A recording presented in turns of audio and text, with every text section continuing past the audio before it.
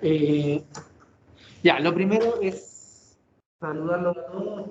Yo no sé si todos vieron la clase la semana pasada. Miren, aquí lo que tengo que hacer es voy a dejar presentado la presentación de PowerPoint para que no se escuche ese doble.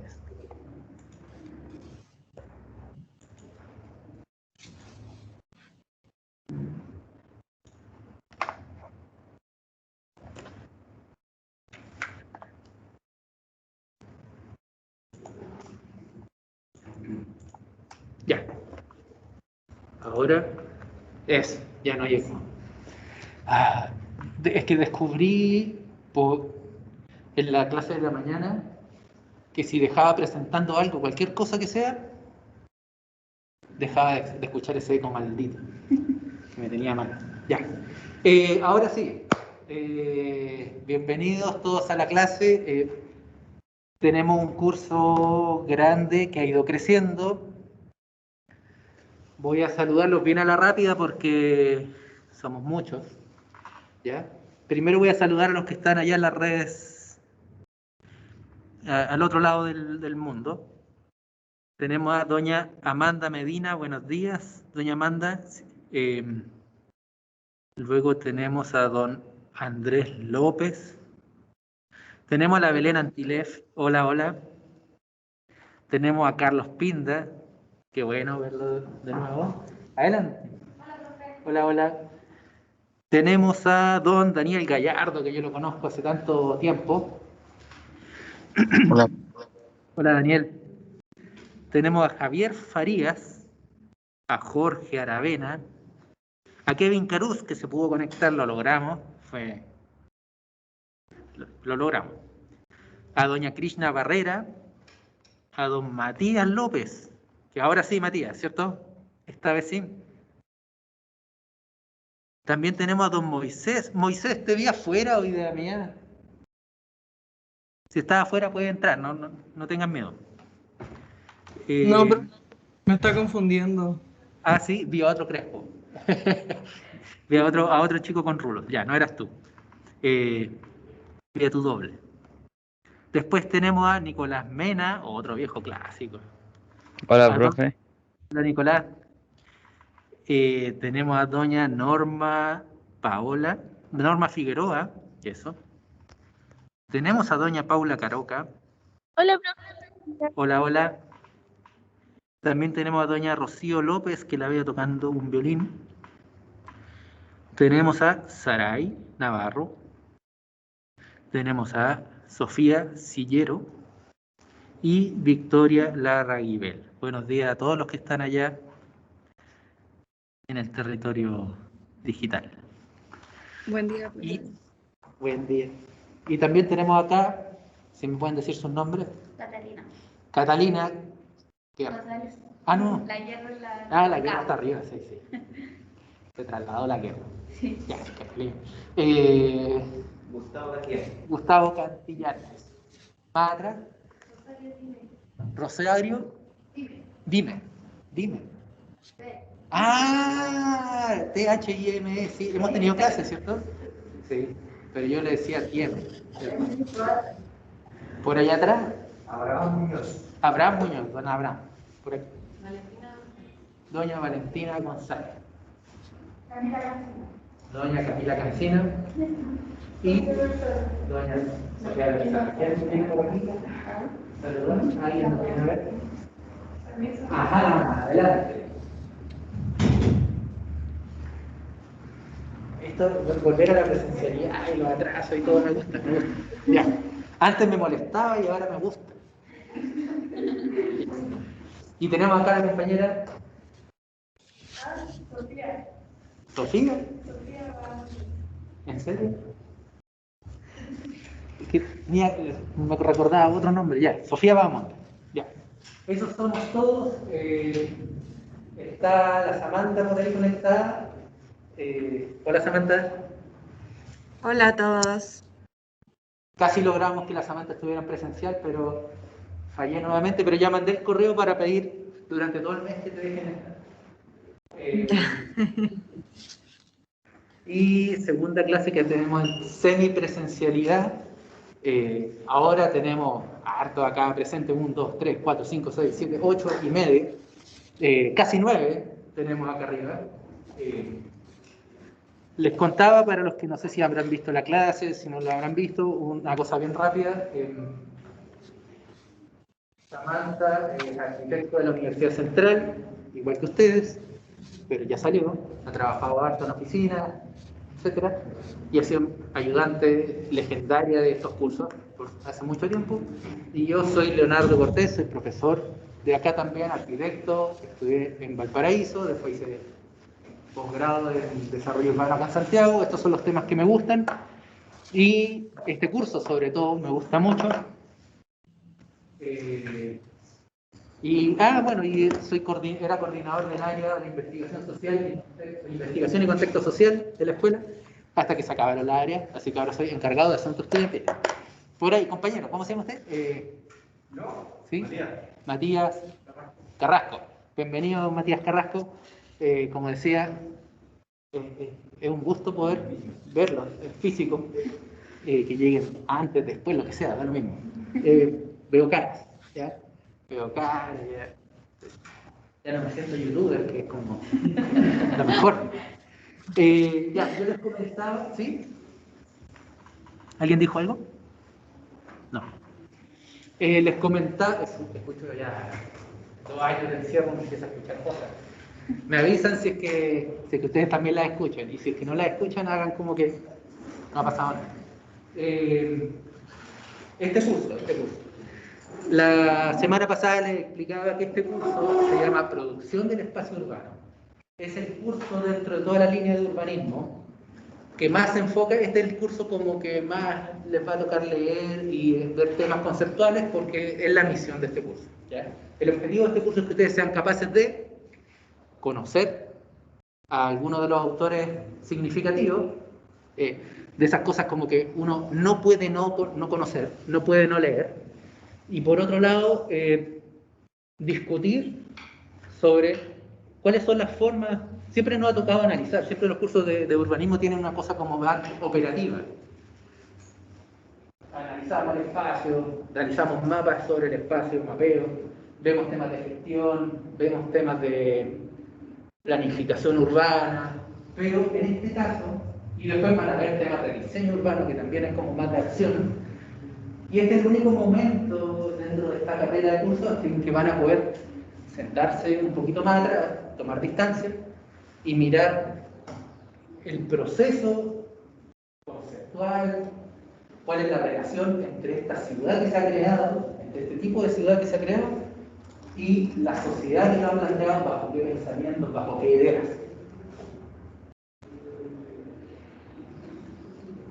¿Cómo te llamas, Sofía? ¿En serio? ¿Te llamas Sofía?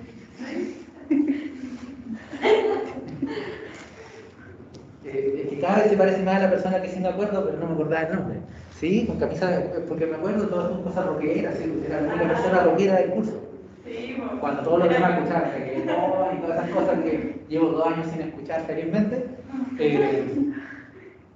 había ahí un oasis musical. Sí, era yo. Bueno, entonces, el propósito del curso tiene que ver con esto de reflexionar, o que conozcamos cuáles son las reflexiones, cuáles son las ideas que están de fondo, que finalmente explican o logran explicar este mundo que tenemos afuera, ¿ya? Todo lo que vemos que pasa en nuestras ciudades es reflejo de ciertas acciones sociales sobre el mundo, y eso es un poco lo que tenemos que conocer, investigar, leer, etc. Entonces, claro, van a leer ya. Samantha, nos mandamos un condoro, mandamos 2 textos distintos. Uno escribí yo en el aula virtual y el otro por correo, pero no importa. No importa, porque eran buenos los textos en general. Entonces, no importa si leyeron los del aula virtual, no importa si leyeron los del correo, lo importante es que hagan el ejercicio de leerlos, sacar como las principales ideas y tratar de relacionarlas. Por otro lado, nosotros les estamos pidiendo lecturas semanales porque De partida eso permite tematizar las clases, cada clase tiene un tema, pero por otro lado, esas lecturas se van a cobrar al final de la unidad como un gran mapa conceptual que refleje cómo fueron entendiendo las cosas. Entonces ya está bien, no es necesario que hagan los mapas semana a semana, pero les va a aliviar la carga muchísimo, que aprovechen semanalmente el tiempo que tiene este curso, que se supone que tiene 2 créditos presenciales, que es lo que estamos acá, y 2 créditos no presenciales de trabajo autónomo, que son en sus casas. Por eso se hacen los créditos. Ustedes cuando hacen la inscripción de asignatura y ven que hay un límite de 30 créditos, no entiendo por qué más, ay, no puedo meter más asignaturas, es por eso. Porque está calculado que en la semana ustedes tengan tiempo de trabajo en clase y tiempo de trabajo autónomo que le puedan dedicar a las asignaturas.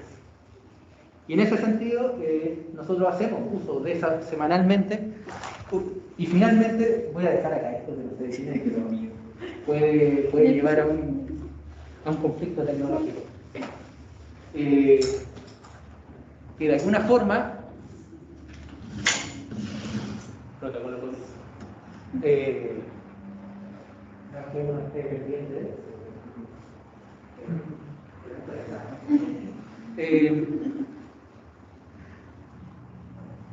se me fue la onda, ¿viste eso? Antes no se me iba la onda cuando estaba frente al computador. Y al final de la unidad, el ejercicio tiene que ver con estas lecturas y con esta comprensión. Entonces, en el fondo, la idea es que para al final de la unidad no estén así tratando de meterle contenido y trabajo desesperado, sino que lo vayan dosificando semana a semana. Ese es el propósito, de que lo hagan semana a semana. Bueno, entonces, lo que estuvimos conversando harto la semana pasada era esa relación entre formas de pensar, formas de entender el mundo y lo que queda, cómo se expresa, lo que queda de ciudad, lo que queda de mundo construido. Y dijimos, hay corrientes de pensamiento, hay ideologías o perspectivas ideológicas de fondo que son capaces de darle forma al mundo. No debiese ser sorpresa, especialmente desde el 18 de octubre en adelante, que una de las formas más dominantes de construir la ciudad, construir los territorios y construir todo el resto de la sociedad, es desde el punto de vista de la ideología neoliberal. ¿Ya? Ideología neoliberal que en Chile sobre todo es muy fuerte, en el mundo es fuerte, pero en Chile es muy fuerte, que desde los años 70 y tanto en adelante empezó a modelar el mundo económico, el mundo productivo, la relación entre Estado y sociedad, la provisión de servicios y finalmente una transformación de lo que entendemos el mundo social, cómo nos vamos comprendiendo nosotros mismos como actores sociales desde la perspectiva neoliberal frente a otras perspectivas, y que como consecuencia también tiene un correlato en la forma de construcción de la ciudad, que es el mismo correlato que podemos encontrar en la forma de construcción de la educación, de la salud, de otros tantos sistemas. Entonces lo que vamos a estudiar hoy tiene que ver justamente con eso que se llama el paradigma neoliberal.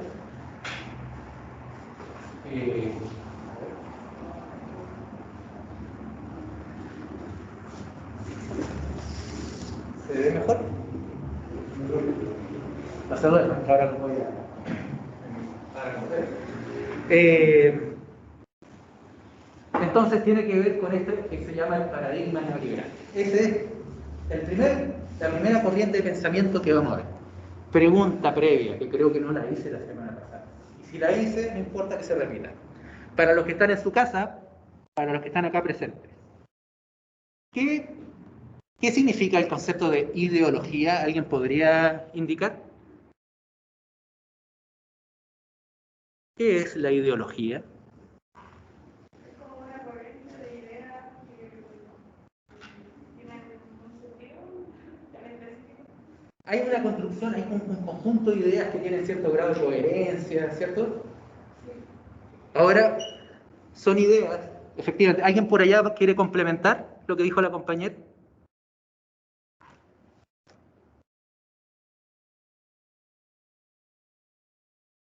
¿En la casa?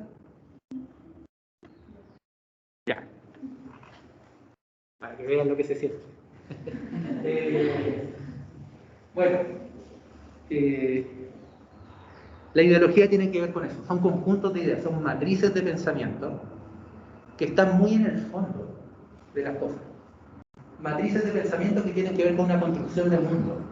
Por ejemplo, antiguamente,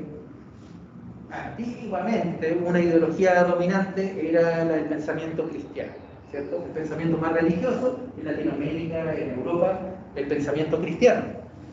Se modelaba la sociedad y se pensaba la sociedad desde esa matriz ideológica, y aparte de pensar que existía un reino de los cielos, un reino humano, estaba todo el tema de los valores cristianos asociados en la idea del pecado, la idea de la vida virtuosa.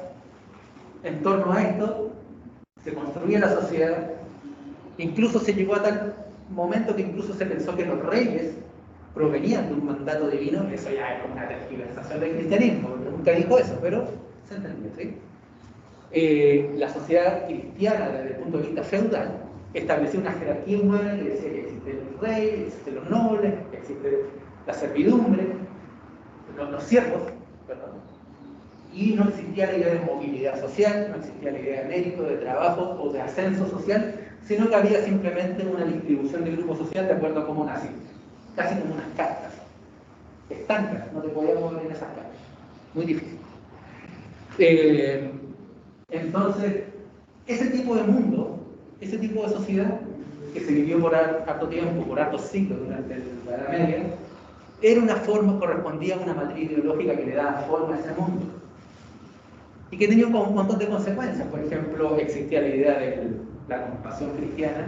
La idea de la compasión cristiana llevaba a que, por ejemplo, la salud o otros servicios fueran más bien producto de una beneficencia por parte del mundo cristiano. La misma universidad también nace en el mundo cristiano. Obedece más a un acto de beneficencia que a un derecho social de cada persona. ¿Por qué? Porque el mundo de los derechos sociales no existe, no tiene cabida en esta matriz ideológica. Y así hay otras matrices ideológicas que han ido moldeando el mundo. Está, por ejemplo, la idea más marxistoidea y de izquierda, que habla, por ejemplo, de que todas las personas debiesen ser consideradas o tratadas con cierto grado de equidad en el acceso a derechos, garantías y posibilidades, versus otros más conservadores que dicen que no, que hay derechos que tienen más que ver con el nacimiento y con la herencia, y defienden a la familia, la tradición y la propiedad, versus derechos sociales. Entonces son matrices de pensamiento distintos. Y vamos a ver, en este caso vamos a hablar de el paradigma neoliberal. Nuevamente pasamos a esa misma imagen que habíamos visto la semana pasada, que nos habla de tres tipos de ciudad que existen simultáneamente en un mismo territorio. Podemos hablar de la ciudad del cono de Alta Renca en Santiago, que es una ciudad moderna, tecnológica, con ciertos rasgos de diseño. No vamos a decir que es el mejor diseño del mundo, pero hay diseño. Hay preocupación por los espacios públicos, por la calidad de los espacios, los servicios, etc. Hay otro tipo de ciudad que es la manifestación de la construcción del Estado, tratando de construir fragmentos del territorio con cierto equipamiento y requerimientos básicos. Por otro lado, hay fragmentos de la ciudad que obedecen a la autoconstrucción, a la lucha de grupos y sectores sociales por acceder a la vivienda y a un fragmento de ciudad, por construir su espacio en esta ciudad.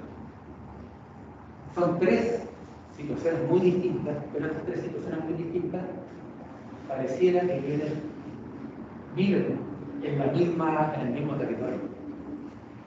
¿Será que obedecen a matrices ideológicas distintas o será producto de una misma matriz ideológica? Ahí viene la primera pregunta como para darle vuelta, ¿cierto? ¿Será que la misma matriz ideológica es capaz de producir estos tres mundos? ¿O hay distintas matrices ideológicas en conflicto?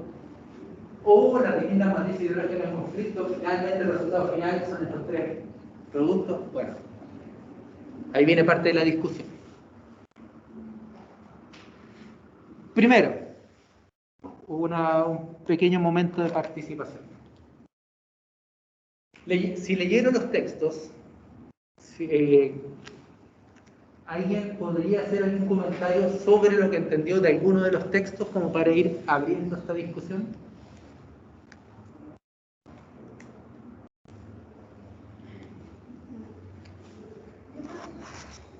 Ya, dame un segundo que voy a hacer una... Veamos si funciona. Ajá. Tengo que prender.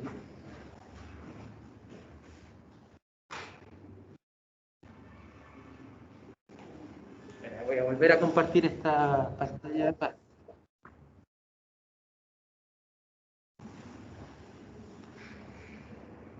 Ahí sí, creo que se ve mejor. Ya.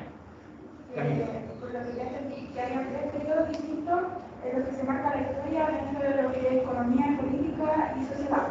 Que el primero fue la ciudad,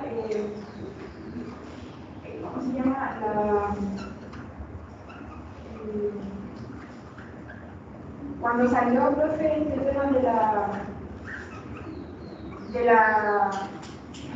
mecánica, cuando se empezaron a la revolución industrial. Sí, la revolución industrial, después pasó al neoliberalismo, y del neoliberalismo pasó al actual sistema mundial de ciudades globales.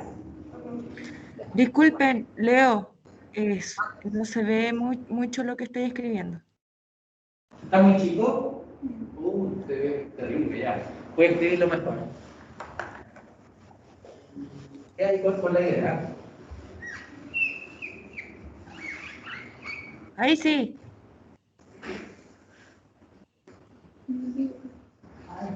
Economía, política, ¿qué más era? Economía, política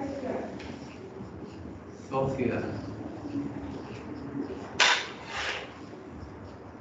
La economía, la política y la sociedad marcados por un cambio por época.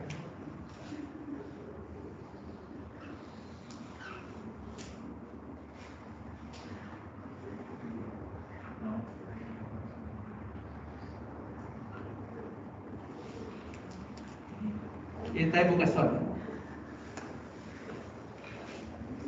industrialización,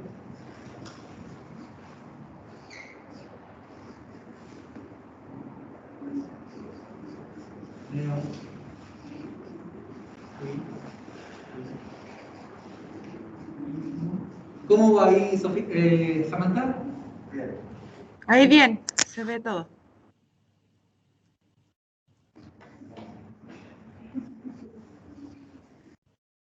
Bien. por ejemplo, en la etapa de la industrialización se llevó a cabo más que nada en Europa, debido a cómo crear una sociedad. Después del liberalismo, por lo que recuerdo, fue cómo trataron de generar esta industrialización en los países como del tercer mundo, si no me equivoco, que fue cuando ya empezaron a hacer las invasiones en el territorio americano. Y ahí trataban de conectar un poco lo que era el viejo mundo, el viejo mundo con lo nuevo, con el primer mundo. Y la globalización fue cuando se dio el salto entre el neoliberalismo a la tecnología actual con respecto al Internet, por ejemplo, que ha sido la televisión. La tecnología en cuanto a la educación, a salud, y las ciudades globales, que son como el eje. Ya, ojo que una corrección no más. Estando de acuerdo mucho, la misma corrección es que siempre estamos en el marco del siglo XIX, siglo XX y siglo XXI. Así que periodo de colonización y todo eso ya fue. ¿Ya? Y todo esto dentro del marco del... ¿Qué es lo que podrían tener en común estos tres estadios descritos acá? Capitalismo. Exacto. Una cerveza presión.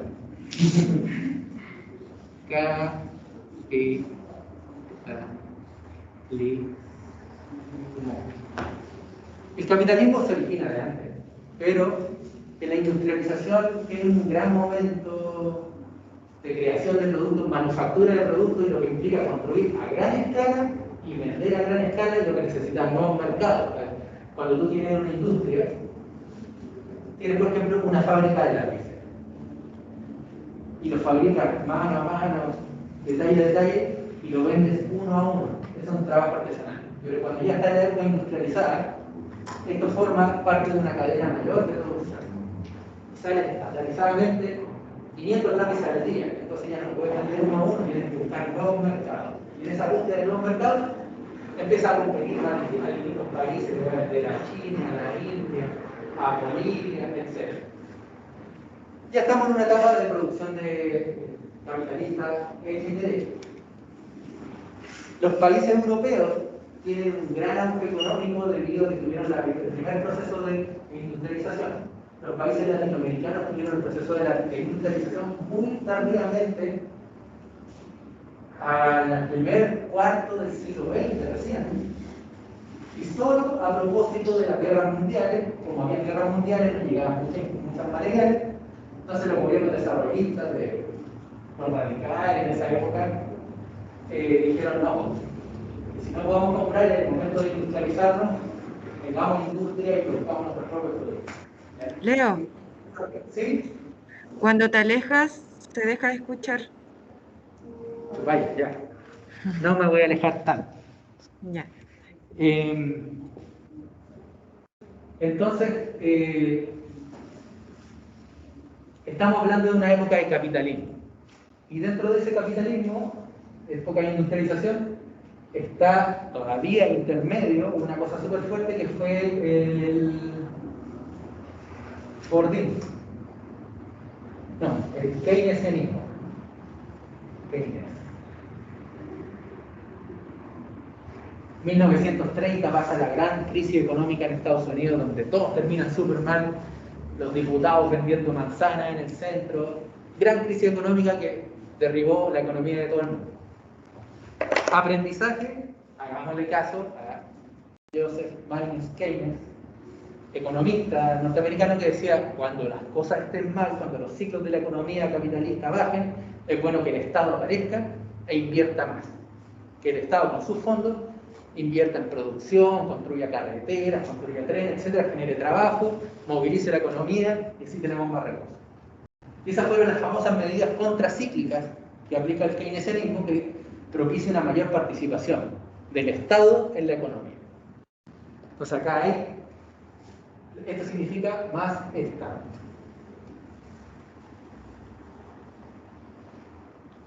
En 1970, 73, por ahí en adelante, toman fuerza las corrientes neoliberales, y las corrientes neoliberales dicen menos Estado.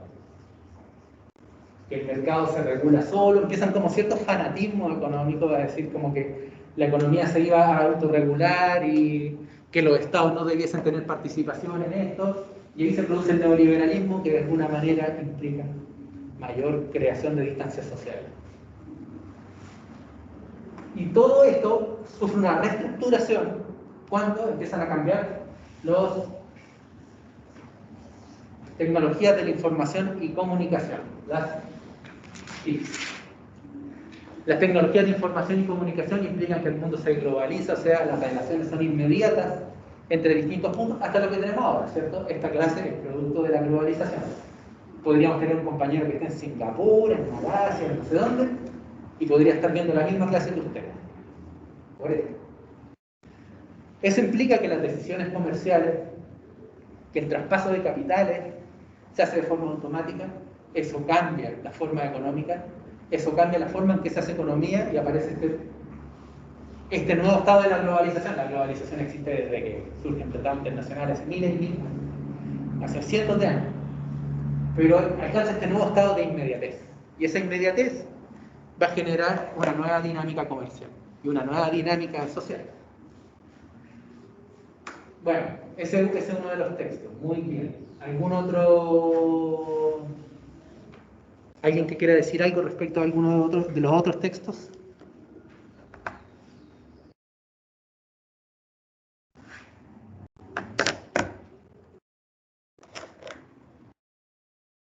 Ahora lo puedo mirar y presionar. Hay uno que lo lleva más al plano local, ¿Ya? con el tema de la regularización, de parte del Estado o el tema de urbanización. ¿Ya? Urbanización y regularización o formalización, una cosa así. Sí, cuestiones que como que de esa urbanismo como un gran cómplice del sistema. Urbanismo proempresarial.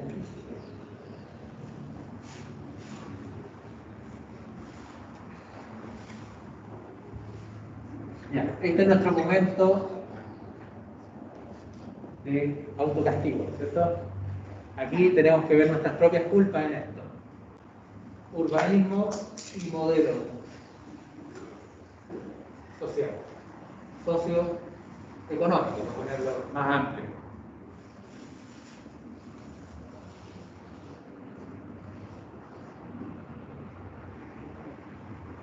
El urbanismo no es igual que todas las disciplinas, instrumentos, plataformas, etcétera, de modelación de la sociedad.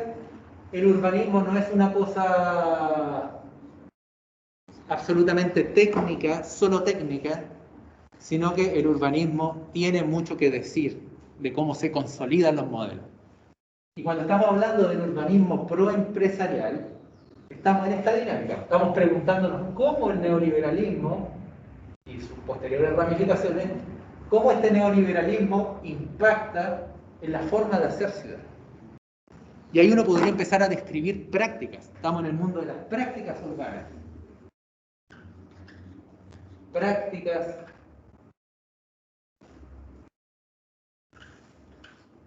instrumentos de planificación, organizaciones del Estado o políticas que permiten que el urbanismo de alguna manera siempre vaya como soporte a una forma de hacer ciudad. Por ejemplo, si nos preguntamos ¿por qué si abrimos la ventana para los que están en sus casas? No sé si funciona el ejemplo, pero si nosotros acá en la sala abrimos la ventana, después de ver los árboles del parque que se ven, así que cuando puedan vengan, más atrás de los árboles, ¿qué hay? Por montones. Más fuerte, vaya. Departamento. Ya. Hay un montón de edificios de departamentos. 20 años atrás no existían. Yo cuando llegué a la universidad estaba recién sucediendo el proceso y los profes siempre miraban por la ventana, como viendo, vigilando así, con preocupación cómo iban creciendo los edificios. Ahora es parte del paisaje cotidiano. Nosotros abrimos la ventana y está lleno de torres de muchos pisos. El de la esquina tiene más de 20 pisos, etc. ¿Por qué? ¿En qué momento sucedió esto? ¿Habrá sucedido algún hito político de planificación, etcétera, que permitiera que Santiago tenga una densidad tan alta? La migración. No. ¿Quién dijo eso? No. Previo a la migración. Bueno, es un proceso de migración, pero es un proceso de migración interna, ¿ya? De las comunas periféricas a las comunas del interior. ¿Habrá sido un problema sociopolítico que se suscitó en el país? ¿Cuál? La dictadura. Esto es posterior a la dictadura. Esto es saliendo de la dictadura. Colonialismo, o sea, invasión. ¿Se estableció el sistema? No hay la crisis asiática, por ejemplo. ¿La cual? La crisis asiática. La crisis asiática. Ya, todo eso son contextos que están dando vueltas, ¿cierto? Pero, posterior a la dictadura, se juntan dos fenómenos, acá, en este lugar. Posterior a la dictadura, llegan los gobiernos de la concertación, aceptan el modelo neoliberal, lo administran, ¿cierto? Son administradores del modelo neoliberal. Pero, profe, yo creo que ese modelo neoliberal se aceptó porque estaba bajo una constitución, la cual era muy difícil de poder rebatir. Sí, era muy difícil poder transformar el modelo de sociedad. Los políticos de la concertación hicieron muy poco por generar algún cambio en ese sentido, así que lo administraron y se fueron acomodando, ¿cierto? Entonces se fomenta, se cimenta en Chile porque hay una alianza político-económica importante, en pos de ese modelo porque les convenía a varios de los que estaban ahí. El modelo neoliberal es un gran generador de riquezas para un grupo. ¿Ya?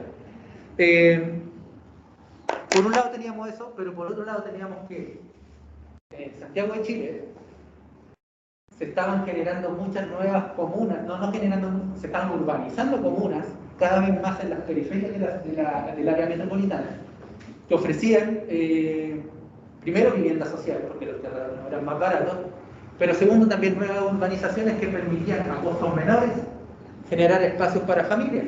Las familias por lo general, muy a la chilena, muy tradicional y predecible, quieren más espacio para los niños, entornos más seguros, mejor aire, espacio para tener el perrito y la piscina, si es que caen, lo que sea. Todo eso lo podían proveer las periferias porque el valor del suelo era mucho más barato. Y llevábamos una tendencia importante hace varios años de que Santiago Centro se estaba despoblando. Las comunas céntricas se estaban despoblando y se estaban poblando las comunas periféricas. El alcalde Rabinet en su momento dice: vamos a hacer el plan de repoblamiento de Santiago, y el plan de repoblamiento de Santiago primero implicaba un urbanismo pro inmobiliario. Vamos a generar alturas de 20 pisos, vamos a permitir densidades inmensas, y por otro lado, vamos a generar instrumentos económicos que permitan eso. Vamos a liberar de impuestos o vamos a privilegiar económicamente lo que se llamó las áreas de interés territorial. Entonces, había áreas de interés del territorio por poblar, en los cuales se le podían entregar mayores subsidios o créditos o menores impuestos territoriales a esa zona, cosa de fomentar la oferta y la demanda en esos sectores. Producto de eso es que se empezó a poblar Santiago y se llenó de edificios como lo tenemos ahora. Ese fue el origen. Después esto siguió. Pero ¿qué es lo que hubo para volver a este tema? Hubo instrumentos de planificación que lo permitieron. Entre comillas, la liberalización de los planes reguladores que permitían grandes alturas y grandes densidades. ¿Eso en apoyo para qué? Para que se instalaran estos edificios y este tipo de modelo de ciudad. Es lo que permitieron los planes reguladores, porque los planes reguladores y sus urbanistas y técnicos estaban de acuerdo con el modelo socioeconómico que se quería implantar para este territorio en ese momento. Y eso ha sido una disputa y generalmente uno va a encontrar. Por ejemplo, en el barrio donde yo solía vivir, que era el barrio República, formamos parte del grupo de planificación urbana local y logramos detener el cambio de la modificación del plan regulador que quería que se pudieran colocar edificios en altura y que se pudieran liberalizar los espacios que están contiguos a los edificios patrimoniales, para que se pueda colocar edificación en altura inmediatamente al lado de un edificio patrimonial. Eso era la modificación. Esa era la modificación al plan regulador que había propuesto el ex alcalde Alessandri y que fue como una de sus últimas funciones que quería firmar, pero hubo una oposición tan férrea por parte de los barrios que no se logró. Esas son las tensiones entre un modelo urbano pro-empresarial, pro-inmobiliaria, versus las comunidades que viven en los territorios que no están tan de acuerdo con esa forma. No están en desacuerdo con los edificios, pero sí en desacuerdo con las liberalizaciones excesivas del suelo urbano. Ya. Bueno, vamos a seguir. Vamos a seguir con la presentación. ¿Preguntas por ahí?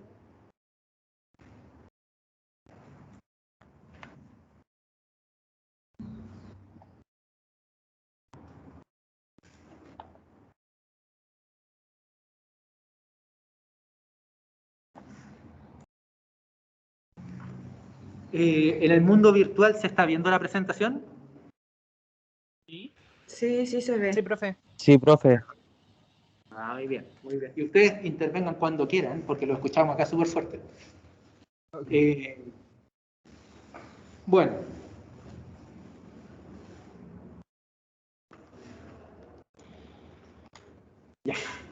Vamos a pasar al neoliberalismo y para eso vamos a hablar de lo que dice uno de los clásicos analistas, algo que dice uno de los clásicos analistas del neoliberalismo, que es el más rockstar de todos, David Harvey,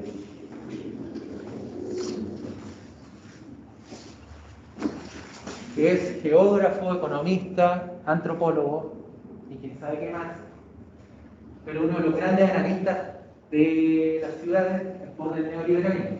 Él dice, traducido al español, dice: yo veo el neoliberalismo como una forma de hablar del emerger de un proyecto político. El neoliberalismo él lo ve como un proyecto político, no como una disciplina económica propiamente tal. Dice, tiene sus raíces en los años 60, pero creo que fue más importante y más urgente en los 70, debido a que la clase capitalista estaba perdiendo poder frente a la influencia de los estados de bienestar y el recobramiento de una política de derecho. Entonces surge como respuesta a los estados de bienestar que estaban dándole mucho poder. Bueno, dice así, yo creo que ellos querían recobrar lo que encontraban que era su propio derecho, ¿ya? Las clases dominantes capitalistas, las clases que en el fondo tienen poder económico. Ellos usaron la situación de los 70, que fue la época de la crisis del petróleo, lo ocuparon para lanzar conscientemente un programa. No era una conspiración en el sentido en que la gente, como si hay gente así como escudriñando y armando conspiraciones a los Alfate y Dr. File, pero sí fue fundado en un centro de pensamiento en el Instituto de Manhattan para producir una contranarrativa a la naturaleza de los problemas que se están viviendo, focalizando el punto en de que la clase trabajadora tenía mucho poder. Entonces ellos problematizaron eso y dijeron, no puede ser que la clase trabajadora tenga mucho poder. Es decir, empezaron a estructurar una contranarrativa, la cual decían que el Estado no debía participar tanto y que los derechos sociales, de alguna manera, muy a lo Chile, debían transformarse en productos de consumo. El derecho social es transformado ¿cuál es la palabra? En bienes de consumo, ¿ya? La salud, la educación, etc. Entonces, es una forma, según David Harvey, que es un poquito conspiranoico, dice que es una forma de restitución de clase. De todos esos grupos poderosos que en los años 30 eran los dueños del petróleo, de todo, que perdieron poder para volver a tener poder. Sí.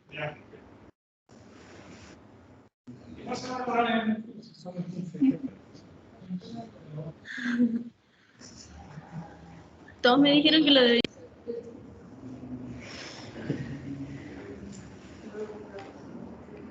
Ya.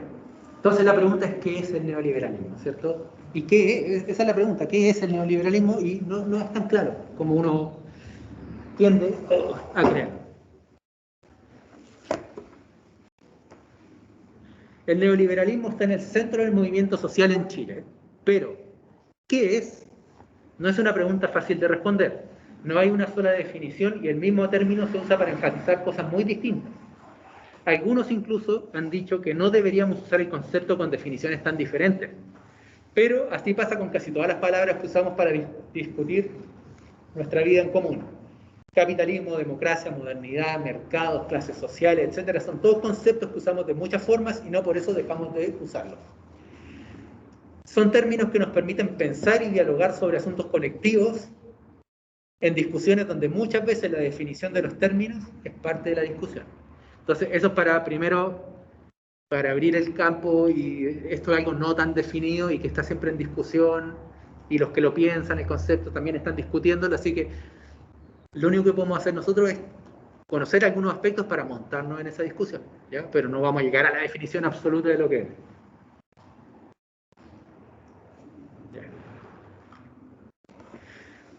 Dentro de las definiciones aparece el tema del rol del Estado desde un punto de vista económico. ¿Cuál es el rol del Estado en la economía? Y eso es uno de los elementos que va a discutir y que son centrales en la teoría económica que propone el neoliberalismo. lo que decía Camila hace un rato. Desde la revolución industrial en adelante, el rol del Estado fue siempre en aumento y su rol fue mediar la relación que existía entre los dueños de los medios de producción, o sea, los dueños de la industria, los dueños del capital, etc., mediar la relación entre estos dueños y los trabajadores. ¿Cómo se mediaba eso? ¿Cómo el Estado lograba mediar esa relación entre dueños y trabajadores? ¿Cómo creen que el Estado media? Por allá también en las casas. ¿A alguien se le ocurre? Está el jefe, pero el jefe está pagado por la industria, por la empresa. Ah, los sindicatos. Ya. Primero, por permitir, por ejemplo, la creación de sindicatos. Si el Estado dice que los sindicatos son legales y hay derecho a huelga, está de alguna manera mediando en la relación entre trabajadores y dueños. Actualmente hay una discusión sobre qué tipo de sindicatos, las discusiones ramales y un montón de conceptos que tienen que ver con la forma que el Estado permite o no en que se medie esa relación. Pero hay otra forma, por ejemplo, que establece el sueldo mínimo. El sueldo mínimo no lo establece el dueño de la empresa, sino que lo establece el Estado. También te dice que hay un porcentaje, algunos elementos que contribuir a las pensiones, a los sistemas de salud, etc. Entonces, todas esas formas tienen que ver con una mediación entre el Estado y los privados.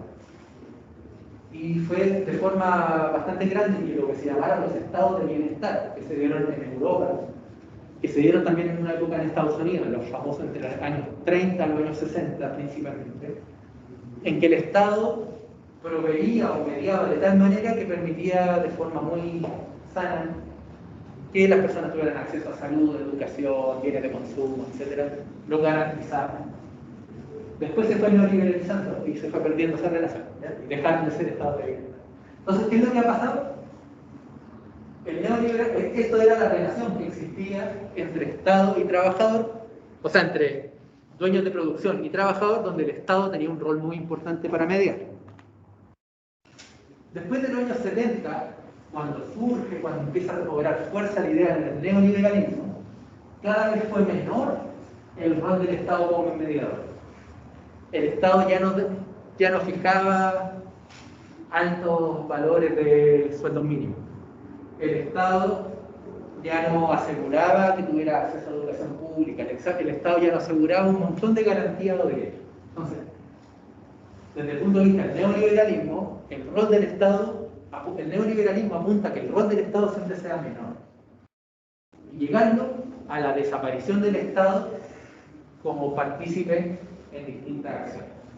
¿Eso qué implicó? Por ejemplo, con Pinochet implicó que el Estado vendiera o regalara todo lo que era la industria del Estado. La industria de químicos del Estado se lo regaló a un obrero, que era su yerno, y se transformó en Soquimich. Las papeleras del Estado pasaron a ser las otras papeleras, ¿cómo se llaman? Las que contaminan. Las famosas papeleras. La minera la empezó a regalar y vender. Los terrenos los empezó a regalar y vender. Desarmó ferrocarriles del Estado para darle mayor capacidad económica a los camioneros y que finalmente terminaron en las empresas de luces interurbanas, que eran parte como ese fue como el pago que se les dio. Y así se fueron desarticulando todo lo que eran empresas estatales para privatizar. Esa es una forma de desarticular el rol del Estado. Y luego se fueron debilitando todas las instancias gubernamentales de planificación, por ejemplo la planificación urbana, que fue desapareciendo, para permitir que fueran los privados los que de alguna manera tomaran la iniciativa desde el punto de vista del desarrollo y la planificación. ¿Qué otras cosas fueron desapareciendo?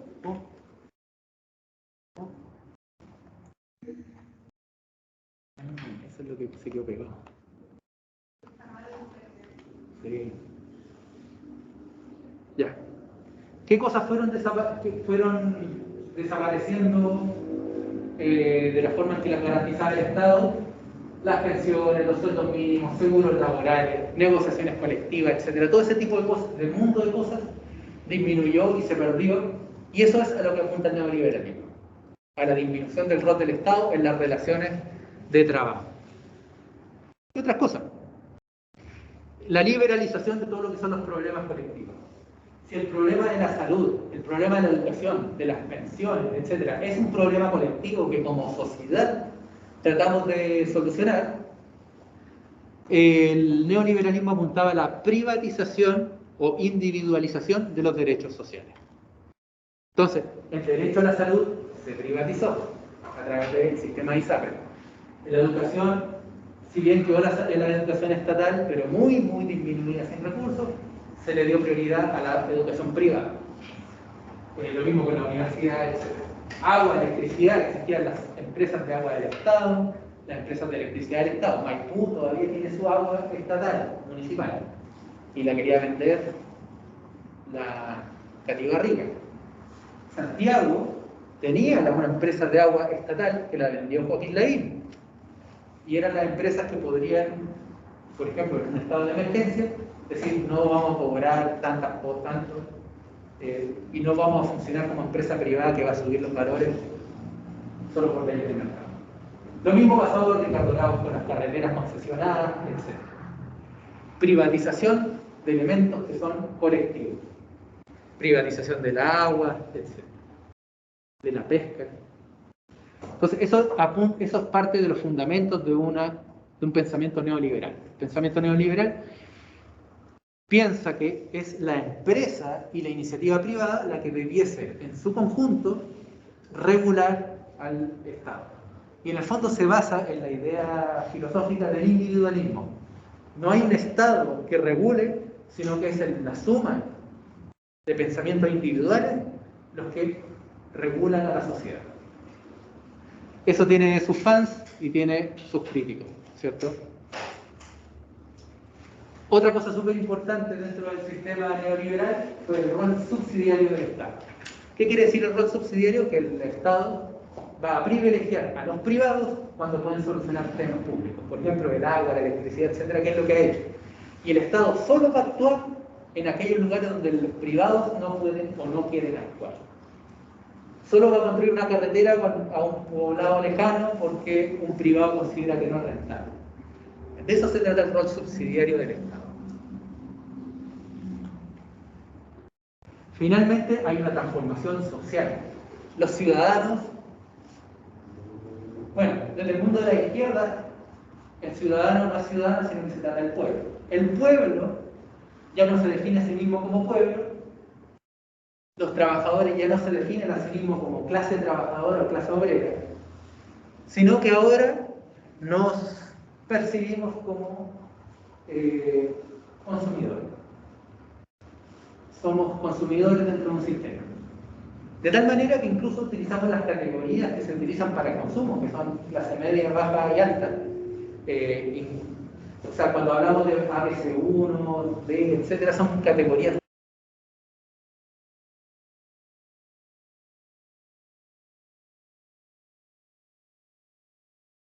Se le fue el micrófono. Ahora sí. Censura. Sí, nos vamos como a... Volvió el micrófono, ¿cierto? Dice desactivado el micrófono. Dice desactivado, acá dice activado. ¿Volvió la voz? Sí, te escuchamos ahora, te perdiste un segundo. Ya. Entonces, desde lo social, cuando hablamos de ABC1, etcétera, tiene que ver con niveles de ingresos, pero en un estricto análisis marxista, que es el que propone la clase trabajadora y la clase capitalista, no hay intermedio. ¿Eres dueño de los medios de producción o no? Y en ese sentido yo no soy clase media, soy clase obrera, pero que no presta su cuerpo para mover engranajes, sino que presta funciones más intelectuales. Pero... ¿Cómo? Sí, desde el capital. Desde ese análisis marxista estamos hablando. Análisis marxista clásico que construye clases sociales. Y las clases sociales son dos, bien simples. ¿Eres o no eres dueño de los medios de producción? ¿Eres dueño del capital o no? Y en general, por muy, entre comillas, clase media que seamos, etc., o somos asalariados o somos dueños. Y en general todos somos asalariados. Y somos un asalariado tan frágil que para la crisis del COVID todos nos empobrecimos.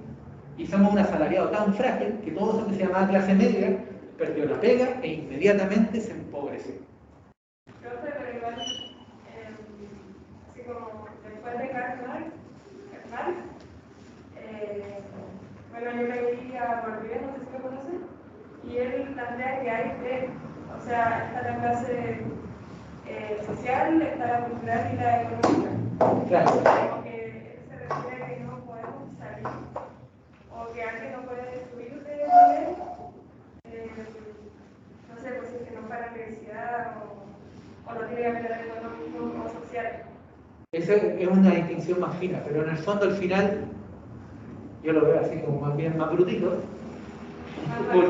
Sí, porque por más que tenemos una clase cultural, o sea, claramente hay distinciones que tienen que ver con el capital cultural, que tienen que ver con atributos culturales, sociales, etcétera, que han ido mediando esto, ¿cierto? De hecho, por ejemplo, yo participo en los grupos donde yo participo, estamos en la distinción de qué tipo de pueblo somos, ¿cierto? Porque no somos el pueblo clásico en su lucha por reivindicación de suelo y vivienda, sino que somos otro tipo de pueblo que tuvo un tipo de educación y que tiene como ciertos saberes que dan cierta estabilidad en este mundo. Pero por otro lado, así como a las finales penales, no somos dueños de nada. Y estamos en una situación de vulnerabilidad igual importante. Pero claro, hay otras formas de subdividir esto, ¿ya? Ahora desde el punto de vista económico, clásico, así como ¿qué es lo que se hizo? Las personas dejaron de percibirse como clase social trabajadora, dejaron de percibirse como pobladores, que era el movimiento pobladores, que era de todos aquellos que lucharon por tener vivienda, hicieron tomas, campamentos, etc. Dejaste de percibirte como obrero y dejaste de percibirte como clase asalariada, y ahora te percibes como consumidor, como alguien que accede a la sociedad a través del consumo y se iguala al resto de los demás a través del crédito, ir al mall, etc. Eso implica que los derechos son entendidos como mercancías. Cuando Piñera I, creo que fue, que hablaba de la educación como un bien de consumo, ¿cierto? Mercantilización de distintos aspectos de la vida, ¿cierto? Se mercantiliza, trasladarse ya se mercantiliza, que no existan tantos lugares de sociabilización y que en verdad para que tú puedas socializar mucha gente, para encontrar un espacio bien constituido que el Estado no es capaz de proveerle, tiene que ir al mall. Tiene que ir al mall porque es el único lugar que se le ofrece, ¿cierto? Sí. Es el único lugar que se ha constituido donde puede haber una cosa un poquito más armada. Entonces, en vez de bueno, y para estar en el mall hay que pagar, ¿cierto? No necesariamente pagar ahí mismo, uno puede pagar después, pero si tú quieres sentarte en una silla, generalmente tienes que comprar un café, una bebida. Se instalan conceptos como el de competitividad. Somos competidores, vamos a estar ahí en la lucha, ustedes van a ser arquitectos, no vamos a ser colegas, no vamos a ser parte de uno mismo, no. Y ya me estoy preparando para ver cómo me distingo de ustedes, me van a quitar las pegas, que funciona un poco esa cosa. Se transforman los espacios laborales, en general se transforman los espacios laborales. ¿Por qué? Porque surgen conceptos, por ejemplo, de flexibilidad laboral, ¿cierto? Aparecen las jornadas, antes era el trabajo era tiempo completo, después surgen las jornadas flexibles, media jornada, un cuarto de jornada, trabaja por proyecto, y son todas formas de precarización. Porque en el fondo el que trabaja por proyecto no tiene claro si el próximo mes va a seguir en un proyecto o no puede planificar a futuro. El que trabaja media jornada, en verdad va a trabajar una jornada completa, pero desde su casa, Y más encima, como le pagan en media jornada, tienen que ir buscando trabajos por otro lado, y así se van formando formas de precarización de los sistemas laborales. Pero todo eso endulzado con algunas palabras como estos nuevos sujetos sociales, como por ejemplo el emprendedor. No, tú ya no vendes tu kiosquito de completo, tú ya no haces ropa, no, eres un emprendedor. O sea, te transformaron en sujeto social, de trabajador, de artesano, de lo que sea. Ahora vas a ser un emprendedor, ¿cierto? Y vas a tener tus rendimientos. Este es el cambio, ¿cierto? ¿Y qué es lo que dicen siempre de lo que decía José Piñera respecto a la AFP? Decía, de proletario te vas a transformar en propietario.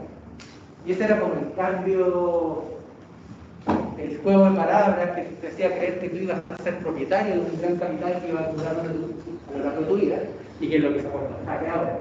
¿La plata es mía o no? ¿Tengo que hacer escándalo para sacarlo o no? Ya. Se pretende que la deuda sea considerada una inversión. No es que yo deba por mi casa, no, estoy invirtiendo en mi casa.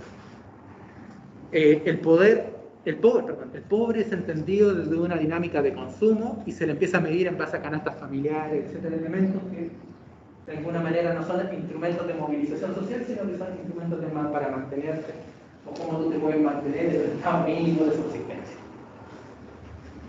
Entonces, todo eso tiene que ver con aquello que se le denomina, como son los conceptos, son las formas de entender distintos fragmentos de la sociedad que se desprenden desde la visión neoliberal.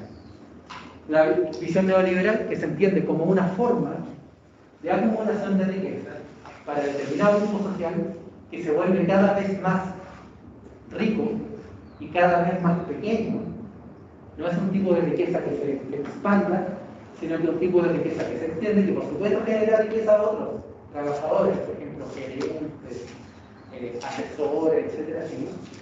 Pero por otro lado se distancia y va generando un gran grupo de trabajadores precarizados y un gran grupo de personas que están fuera del sistema de trabajo, informal.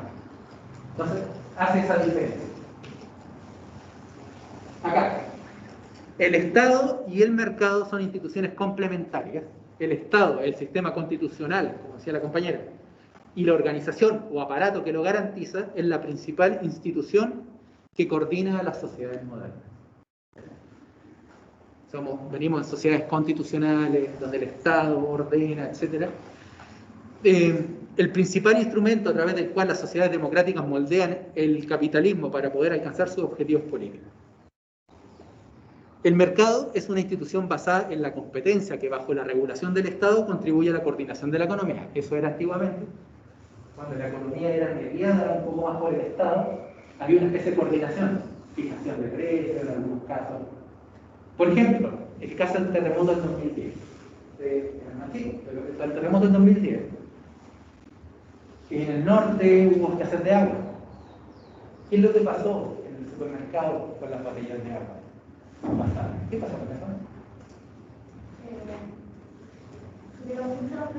Subieron mucho los precios. Mucho.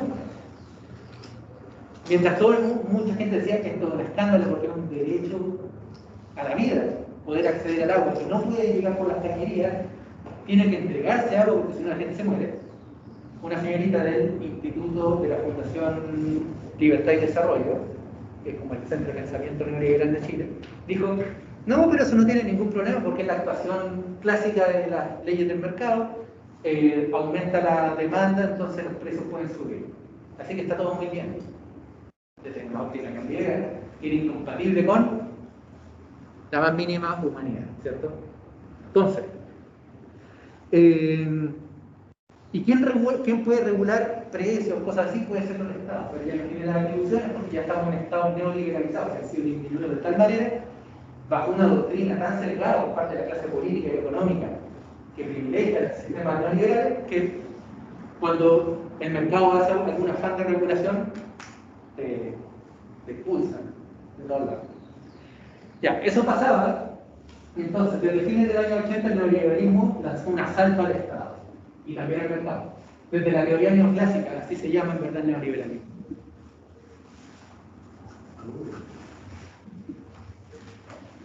Funcionaba mejor el internet de mi casa. Desde la teoría neoclásica y la teoría de la elección pública, que se convirtió en una meta ideología de la época, o sea, una ideología que está ahí de fondo, aunque el ataque fue feroz, la actual crisis económica, estamos hablando de 2008, era la crisis subprime que hubo en Europa y en Estados Unidos por el precio de la vivienda. La crisis económica confirma la necesidad de construir estados y buscar una nueva complementariedad con el mercado. ¿Dónde hemos visto un periodo de crisis que nuevamente el Estado se ha vuelto fortalecido? ¿En qué momento pasó eso? ¿Hace poco?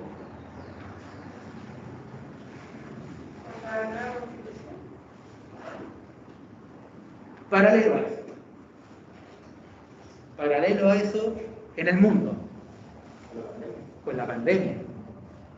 Francia, Emmanuel Macron, presidente de derecha, neoliberal hasta cierto punto.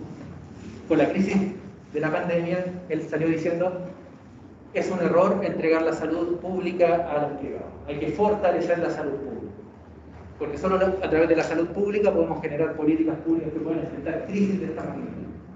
Entonces, en determinados momentos, en algunas crisis se ha comprobado la necesidad de tener un Estado fuerte en algunos aspectos que permita sobrellevar cosas que desde el punto de vista individual o privado no se pueden llevar a cabo. ¿Ya? Entonces, eso mismo ha ido pasando constantemente, nos hemos ido dando porrazos, los cuales nos damos cuenta que necesitamos un Estado más poderoso. Entonces tenemos la idea del mercado autorregulado, que es como la utopía capitalista. El mercado se regula solo, porque hay transparencia de información, porque hay un montón de cosas que permiten que el mercado se regule solo, lo que es una mentira, porque se supone que para que un mercado se regule solo tiene que haber competencia perfecta. ¿Y qué es la competencia perfecta? Cuando tú tienes toda la información de cómo se valora un producto y cuál debiese ser su valor. Es cuando tú puedes discutir de igual a igual con un productor para determinar el precio de algo. ¿Y por qué? Porque en teoría tú deberías saber cuánto cuesta producir.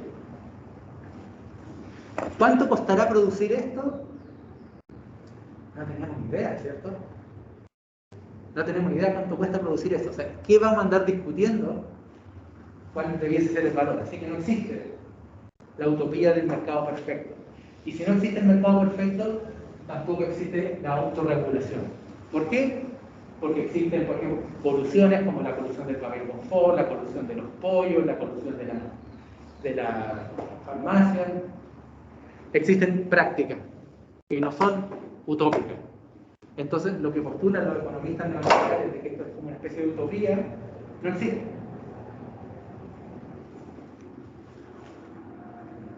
Como eso no existe, el Estado asumía la regulación de los mercados. Y ese es el capitalismo keynesiano que hablábamos acá.